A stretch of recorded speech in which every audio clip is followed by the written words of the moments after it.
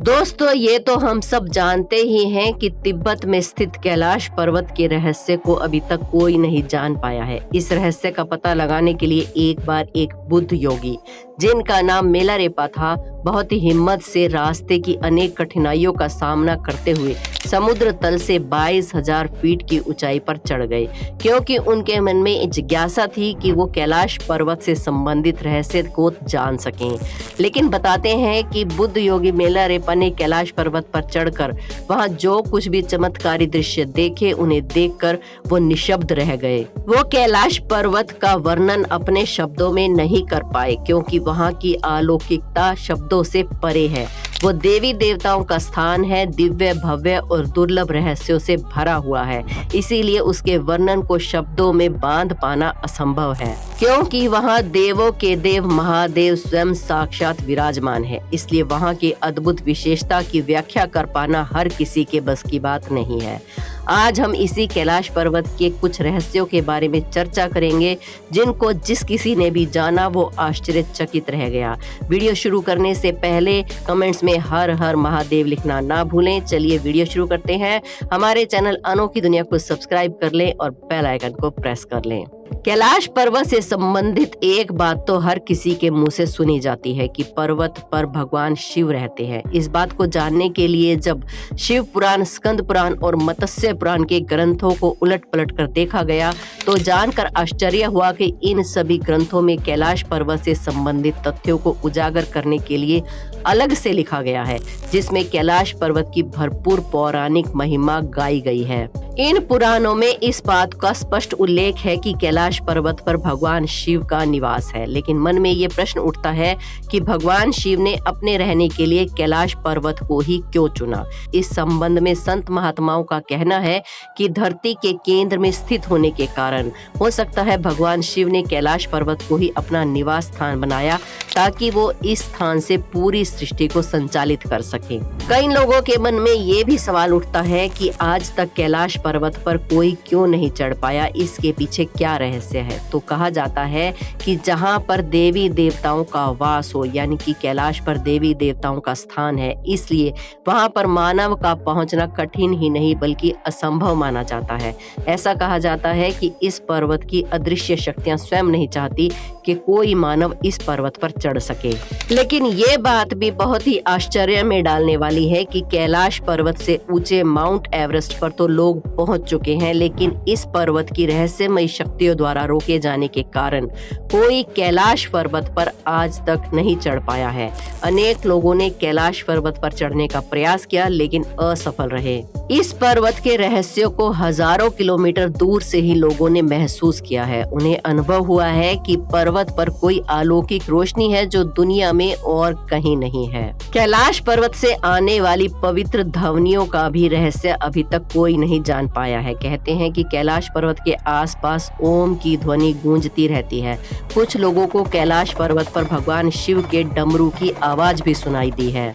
इस पर्वत पर चढ़ाई करने वाले लोगों का कहना है कि पर्वत के आसपास हजारों फीट ऊंची विशालकाय जटाधारी आकृति का आभास होता है।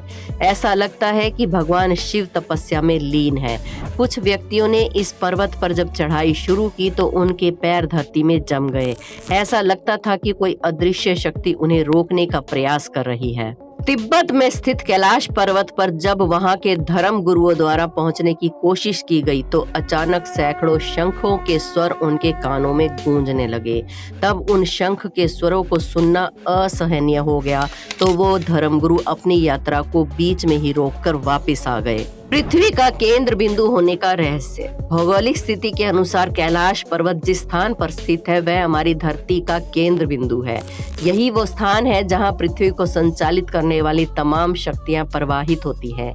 यही वो जगह है जहां से बहने वाली तमाम नदियां, जैसे कि ब्रह्मपुत्र, सिंधु और सतलुज आदि प्रकट होती हैं और धरती को अपने निर्मल जल से पवित्र करती हैं। यहाँ पश्चिम में मानसरोवर झील है जिसका पानी मीठा है, और दक्षिण में राक्षस ताल झील है जिसका पानी खारा है।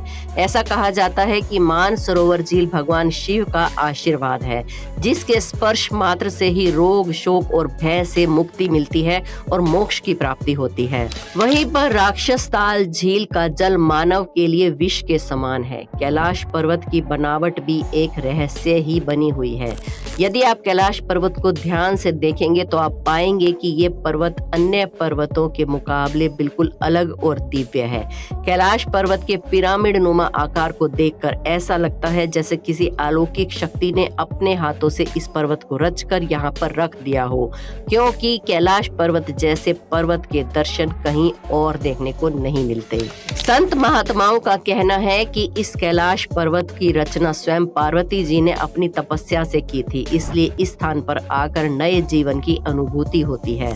भौगोलिक जानकारों के अनुसार कैलाश पर्वत अपना स्थान बदलता रहता है, जिसके कारण कैलाश पर्वत पर पहुंच पाना एक असंभव कार्य है। कुछ जानकारों का ये कहना है कि कैलाश पर्वत अपने स्थान पर घूमता रहता है, जिसके कारण यहाँ पर आने वालों को दिशा भ्रम हो जाता है।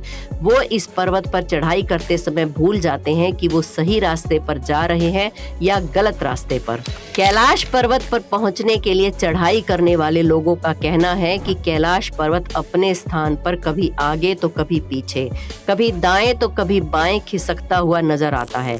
इस चमत्कार को देखकर पर्वतारोही वहां तक पहुंचने का साहस खो देते हैं।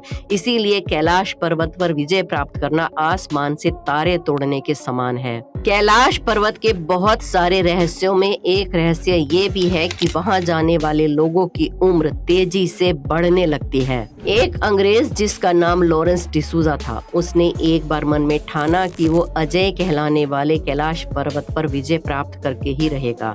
इसके बाद उसने कैलाश पर्वत पर जाने के लिए चढ़ाई शुरू कर दी, लेकिन वो भी रास्ते से ही लौट आया। जब वो वापस आया तो उसने अपने यात्रा के अनुभव को लोगों के साथ साझा किया तो लोग उसकी बातें सुनकर आश्चर्यचकित रह गए। उसने बताया कि मैंने जब अपनी चढ़ाई शुरू की थी तो सब कुछ सामान्य था, लेकिन जैसे जैसे मैं आगे बढ़ता जा रहा था तो बहुत सारी अचंभित करने वाली घटनाएं मेरे साथ होने लगी। लॉरेंस ने लोगों को बताया कि जब मैं यात्रा के लिए निकला तो उस समय मेरी उम्र केवल 30 वर्ष थी, इसीलिए मेरे सर के सारे बाल काले थे। लेकिन जैसे जैसे मैं कैलाश पर्वत की चढ़ाई में आगे बढ़ता जा रहा था तो मेरे बाल सफेद होते जा रहे थे। मेरे चेहरे और हाथों पर झुर्रियां नजर आने लगी थी।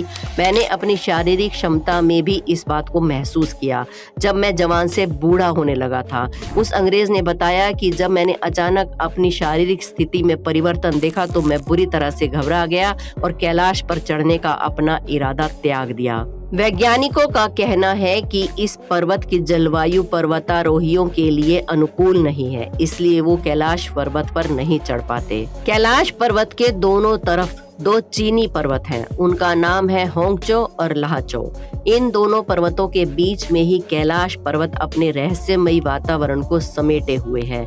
लोगों का कहना है कि इन दोनों पर्वतों से भी तरह तरह की आवाजें सुनाई देती हैं, क्योंकि ये दोनों पर्वत कैलाश पर्वत के पास होने के कारण उसी से प्रभावित हैं। भारतीय ऋषि मुनियों का ही नहीं बल्कि तिब्बत के धर्म गुरुओं का भी ऐसा मानना है कि यदि कैलाश मानसरोवर की 3 अथवा 13 परिक्रमा कर ली जाए तो व्यक्ति को रोग, शोक और भय से मुक्ति मिलती है और उसके सभी पापों का नाश हो जाता है। और उसके साथ ये भी माना जाता है कि कैलाश मानसरोवर की 108 बार परिक्रमा करने से मनुष्य सांसारिक बंधनों से मुक्त हो जाता है। आपको बता दें कि कैलाश मानसरोवर की परिक्रमा का पथ करीबन 40 किलोमीटर का है।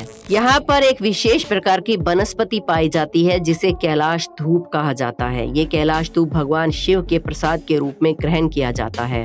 लोगों का मानना है कि कैलाश धूप नाम की वनस्पति एक तरह की संजीवनी है जिसको ग्रहण करने से चिरंजीवी बनते हैं। दोस्तों, कैलाश पर्वत के बारे में जानकारी सुनकर अच्छा लगा हो तो कमेंट्स में हर हर महादेव लिखना ना भूलें। हमारे चैनल अनोखी दुनिया को सब्सक्राइब करके बेल आइकन को प्रेस कर ले। मिलते हैं एक और वीडियो में।